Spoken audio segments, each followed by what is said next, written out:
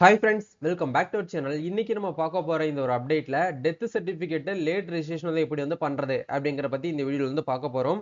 அதாவது நம்ம இந்தியால வந்து ஒரு பிறப்பா இருந்தாலும் சரி, ஒரு இறப்பா இருந்தாலும் சரி, அது பிறப்பு இல்ல இறப்பு இறந்த அந்த டைமிங்ல ஒரு 21 நாளுகளுக்குள்ள நம்ம என்ன பண்ணணும் அப்படின்னா, சம்பந்தப்பட்ட டிபார்ட்மெண்ட்ல போயிட்டு நம்ம இறப்பு இல்ல பிறப்பு வந்து பர்த் வந்து ரிஜிஸ்டர் பண்ணணும். அதாவது பதிவு பண்ணணும். அப்படி பதிவு பண்ணா நீங்க மிஸ் பண்ணிட்டீங்க அப்படின்னா, நெக்ஸ்ட் என்ன ப்ரொசீஜர் வந்து ஃபாலோ பண்ணணும் அப்படிங்கிற பத்தி இந்த வீடியோல வந்து பார்க்க போறோம். ஏன்னா இந்த ஒரு விஷயம் வந்து நிறைய பேருக்கு வந்து பார்த்தீங்கன்னா, ஒரு டிஃபிகல்ட்டாவே இருக்கு. இத பத்தி ஒரு வீடியோ வந்து போஸ்ட் பண்ணணும்னு நிறைய நாளா வந்து பார்த்தீங்கன்னா, வெயிட் பண்ணிட்டு இருந்த தருணத்துல, இப்ப ரீசென்ட்டா நிறைய பேர் கேட்க ஆரம்பிச்சுட்டீங்க. லேட் ரெஜிஸ்ட்ரேஷன் வந்து எப்படி வந்து பண்றது அப்படின்னு சொல்லிட்டு. எங்க தாத்தா, பாட்டி இறந்து வந்து 20 வருஷம், 30 வருஷம் ஆயிருச்சு.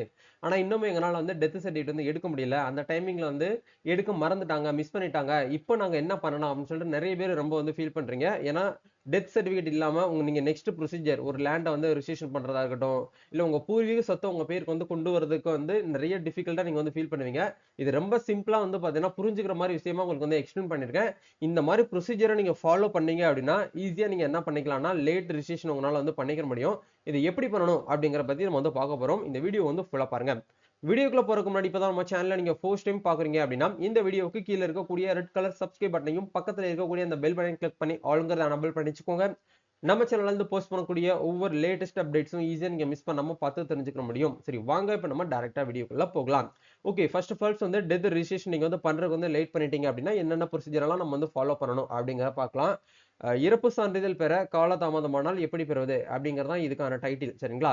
ஒரு இறப்பு வந்து நிகழ்ந்தவுடன் 21 நாள்களுக்குள் பதிவு செய்தால் எந்த தடையும் ஏற்படாது. அதனால் காலதாமதமாக இறப்பு பதிவு செய்யும் போது சில கூடுதல் நடவடிக்கைகள் வந்து மேற்கொள்ள வேண்டும் அப்படிங்கிறது தான் இதுல இருக்கக்கூடிய முக்கியமான ஒரு பாயிண்ட். கண்டிப்பா நீங்க லேட் ரிஜிஸ்ட்ரேஷன் பண்றீங்க அப்படின்னா எக்ஸ்ட்ரா ஒரு சில ப்ரொசீஜரை நீங்க ஃபாலோ பண்ணணும். கொஞ்சம் அலையிற மாதிரி இருக்கும். அமௌண்ட்டும் எக்ஸ்ட்ரா நம்ம வந்து செலவு பண்ற மாதிரி இருக்கும். சரிங்களா? இறப்பு பதிவு செய்யாமல் இருந்தால் என்னென்ன விஷயங்கள்லாம் நம்மளுக்கு வந்து செய்ய வேண்டியது இருக்கும் அப்படிங்கிற பார்க்கும்போது, ஒரு இறப்பு வந்து பதிவு செய்யாமல் இருப்பதற்கான காரணங்கள் என்ன அப்படிங்கிற முதல்ல நீங்க தெரிஞ்சுக்கணும். தகவல் தெரியாமல் பதிவை வந்து தவிர்த்திருக்கலாம். அதாவது இறந்ததே தெரியல அப்படிங்கிற பட்சத்துல அந்த காலத்துல வந்து இறப்புல வந்து பதிவே பண்ண மாட்டாங்க. பிறப்பை வந்து பதிவு பண்ண மாட்டாங்க. இப்பதான் வந்து ஆன்லைன் வந்துருச்சு. டிஜிட்டல் இந்தியாவா ஆயிருச்சு. அப்பலாம் வந்து ரொம்ப ரிஸ்க் எல்லாம் கொஞ்சம் ஓரளவுக்கு படிப்பறிவு இருக்கக்கூடியவங்க மட்டும் தான் என்ன பண்ணுவாங்கன்னா, இது பர்த்தையோ இல்ல டெத்தையோ வந்து ரிஜிஸ்ட்ரேஷன் வந்து பண்ணுவாங்க. இது வந்து ஃபர்ஸ்ட் பாயிண்ட். ஆவணங்களை சரியாக வழங்காமல் காலதாமதமாயிருந்தாலும் வந்து என்ன பண்ணிக்கலாம் அப்படின்னா, என்ன பண்ணியிருந்திருக்கலாம்னா, உங்களுடைய டெத்த வந்து ரிஜிஸ்ட்ரேஷன் வந்து பண்ணாம இருந்திருக்கலாம். 21 நாள்கள் கடந்து விட்டதால் பதிவு செய்ய முடியாமல் போயிருக்கலாம் அப்படிங்கிறதுக்கான ஒரு பாயிண்ட் வந்து இருக்கலாம். மரணத்துல ஏதாச்சும் வந்து சந்தேகம் இருக்கக்கூடிய பட்சத்துல பதிவு வந்து தடுத்திருக்கலாம் அப்படிங்கிறதுக்கான ஒரு அர்த்தம். இந்த 4 பாயிண்ட்ல ஏதாச்சும் ஒண்ணா தான் உங்களுக்கு வந்து இருக்கும். இதுல நீங்க எந்த கேட்டகரில வரீங்க அப்படிங்கிறத பாத்துக்கோங்க. சரிங்களா? ஓகே. இப்போ இதுல வந்து 2வது பாயிண்ட்ஸ் காலதாமதமானால் மேற்கொள்ள வேண்டிய நடவடிக்கைகள் வந்து என்ன அப்படிங்கிறத பார்க்கலாம். உங்களுடைய இறப்பு இந்த 4 கேட்டகரில இறந்திருந்தாங்க அப்படின்னா, அதுக்கு உண்டான ப்ரொசீஜர் நம்ம வந்து பார்க்கலாம். இவ்வாறு சந்தேகங்களில் இறப்பு பதிவு செய்யும் முறை பின்வருமாறு அப்படிங்கிற நம்ம பார்க்கலாம். மருத்துவமனையில் இறந்திருந்தால், அங்கிருக்கும் மரண சான்றிதழ் பெற்றிருக்க வேண்டும் அப்படிங்கிற குடுத்திருக்காங்க. அதாவது ஒரு ஹாஸ்பிட்டல்ல வந்து இறந்திருந்தாங்க அப்படின்னா, அதுக்கு உண்டான டெத் ரிப்போர்ட் அப்படிங்கிறது கண்டிப்பா ஹாஸ்பிட்டல்ல வந்து குடுப்பாங்க. அந்த ஹாஸ்பிட்டல்ல குடுத்தத வச்சு நம்ம என்ன பண்ணணும் அப்படின்னா வந்து, ஹாஸ்பிட்டலே கேட்டு அந்த நிர்வாகத்த போயிட்டு நம்ம வந்து கான்டாக்ட் பண்ணி அப்ளை பண்ணணும் அப்படிங்கிறத சொல்லியிருக்காங்க. நெக்ஸ்ட் வந்து வீட்ல அதாவது ஹவுஸ்ல வந்து இறந்திருந்தாங்க அப்படின்னா, கிராமமா இருந்தாங்க அப்படின்னா, கிராம நிர்வாக அதிகாரி விஓ அப்படி இல்லன்னா வந்து பார்த்தீங்கன்னா, வார்டு கவுன்சிலர் மூலம் நீங்க இறப்பை உறுதிப்படுத்தி நீங்க வந்து சான்றிதழ் வந்து பெற்றுக்கொள்ள வேண்டும் அப்படிங்கிறத குடுத்திருக்காங்க. பின்னர் நீங்க வந்து நகராட்சி, பேரூராட்சி அல்லது ஊராட்சி அலுவலகத்தில் வந்து நீங்க அந்த சரவுண்டிங்ல இறந்திருந்தாங்கன்னா, அதுக்கு உண்டான அலுவலகத்துல போயிட்டு நீங்க பதிவு செய்திருக்க வேண்டும் அப்படிங்கிறத குடுத்திருக்காங்க. இதுதான் வந்து காமன் எல்லாருக்குமே பேசிக்கா தெரிஞ்சது. ஓகேங்களா? இப்போ கால தாமதமானால் மேற்கொள்ள வேண்டிய நடவடிக்கைகள் வந்து என்ன அப்படிங்கிறத பார்க்கலாம். 21 நாள்களுக்குள் உட்பட்ட நே உ உ 21 நாள்களுக்கு உட்பட்டால் நேரடியாக உள்ளூர் பிறப்பு, இறப்பு சார் பதிவாளர் அலுவலகத்தில வந்து விண்ணப்பிக்கலாம் அப்படிங்கிற குடுத்திருக்காங்க.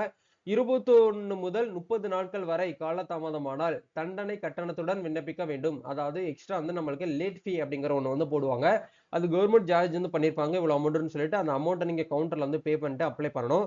நெக்ஸ்ட் வந்து 30 நாள்களுக்கு மேல் அல்லது வந்து பார்த்தீங்கன்னா 1 ஆண்டுக்குள்ள 1 மந்த்ல இருந்து 1 இயர்க்குள்ள நீங்க வந்து அப்ளை பண்ண மிஸ் பண்ணிட்டீங்க அப்படின்னா, தாலுகா தாசில் அப்படி இல்லன்னா வந்து பார்த்தீங்கன்னா, வருவாய் அதிகாரியிடம் வந்து அனுமதி பெற்று நீங்க வந்து விண்ணப்பிக்கலாம் அப்படிங்கிறத குடுத்திருக்காங்க. 1 ஆண்டுக்கு மேல் தாமதமாக இருக்கக்கூடிய பட்சத்துல, நீங்க என்ன பண்ணணும் அப்படின்னா, நீதிமன்றத்துல மேஜிஸ்ட்ரேட் இருப்பாங்க. அந்த கோர்ட்ல போயிட்டு நீங்க அனுமதி பெற வேண்டும். அனுமதி பெற்றவுடன் நீங்க நீதிமன்ற உத்தரவுடன் மட்டுமே வந்து இறப்ப வந்து பதிவு செய்ய முடியும் அப்படிங்கிறது தான் இதுல இருக்கக்கூடிய பாயிண்ட். இத தெளிவா புரிஞ்சுக்கணும். ஒருத்தவங்க உங்க தாத்தா பாட்டியே இல்ல உங்களோட முன்னோர்கள் வந்து இறந்து வந்து எந்த டைமிங் எத்தனை டூரேஷன் ஆகுது அப்படிங்கிறத பார்க்கணும். 21 நாள்ல இருந்து 34 30 நாள் இந்த கேட்டகரியில இருக்கீங்க அப்படின்னா நீங்க என்ன பண்ணணும் அப்படின்னா லேட் ஃபீ அப்படிங்கிற ஃபீஸ் வந்து பேமெண்ட் பண்ணணும். 30 நாள்ல இருந்து 1 இயர்க்குள்ள நீங்க வந்து இருக்கீங்க அப்படின்னா அந்த கேட்டகரியில இருக்கக்கூடியவங்க தாசில்தார் அப்படின்னா வந்து வருவாய் அதிகாரியிடம் வந்து அனுமதி பெற வேணும். 1 ஆண்டுக்கு மேல போச்சு 1 ஆண்டு 2 ஆண்டு 3 ஆண்டு 10 வருஷம் 20 வருஷம் 30 வருஷம் ஆகுது அப்படின்னா இது எல்லாமே ஒரே கேட்டகரியில தான் வருவீங்க. அப்படி இருக்கக்கூடிய பட்சத்துல உங்க நேர்பையில் இருக்கக்கூடிய நீதிமன்றத்துல மேஜிஸ்ட்ரேட் கோர்ட்ல போயிட்டு நீங்க என்ன பண்ணுங்க அப்படின்னா ஒரு கோர்ட் வந்து கேஸ் போட்டு நீதிமன்ற உத்தரவுடைய அந்த ஜட்ஜ்மெண்ட் காப்பியை வச்சுதான் நீங்க என்ன பண்ண முடியும் அப்படின்னா ஆர்டர் காப்பியை வச்சு நீங்க டெத் ரிஜிஸ்ட்ரேஷன் அப்படிங்கறத பண்ண முடியும். சரிங்களா? இப்ப இந்த இறப்பு சான்று பெற தேவையான ஆவணங்கள்னா என்னென்ன அப்படிங்கறத பார்க்கும்போது அவங்க ஹாஸ்பிட்டல்ல இருந்திருந்தாங்க அப்படின்னா மெடிக்கல் சர்டிபிகேட் ஆஃப் டெத் அப்படிங்கிறது கண்டிப்பா வேணும். அவங்க இறந்தவருடைய உறவினருக்கு சொந்தமான ரேஷன் கார்டு அப்படிங்கிறது வேணும். இறந்தவருடைய ஆதார் இல்லைன்னா ஓட்டர் ஐடி கண்டிப்பா வேணும்.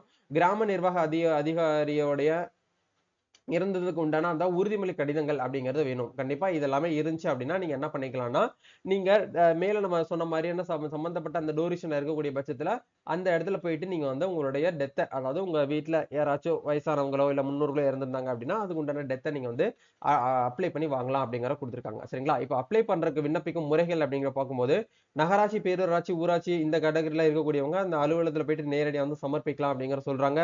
தாலுகாக்குள்ள இருக்கீங்க அப்படின்னா தாலுகா ரெவென்யூ டிபார்ட்மெண்ட்ல வந்து 30 நாளுக்கு மேல் தாமதம் பண்ணால் அந்த டாக்குமெண்ட்ஸ் வச்சு நம்ம அப்ளை பண்ணிக்கலாம். அதே மாதிரி நீதிமன்றம் ஜுடிஷியல் மேஜிஸ்ட்ரேட்ல வந்து பார்த்தீங்கன்னா 1 ஆண்டுக்கு மேல் கால தாமதம் ஆனால் அங்க போயிட்டு நீங்க அப்ளை பண்ணலாம்.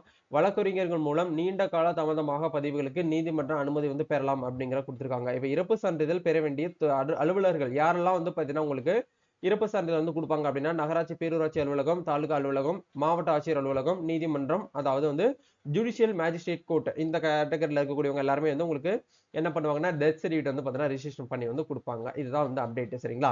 இந்த இறப்பு சான்றிதழுக்காக என்னென்ன முக்கியத்துவங்கள்லாம் இருக்கு அப்படிங்கிற பார்க்கும்போது இந்த இறப்பு சான்றிதழ் இல்லை அப்படின்னா நீங்க எதுவுமே பண்ண முடியாது.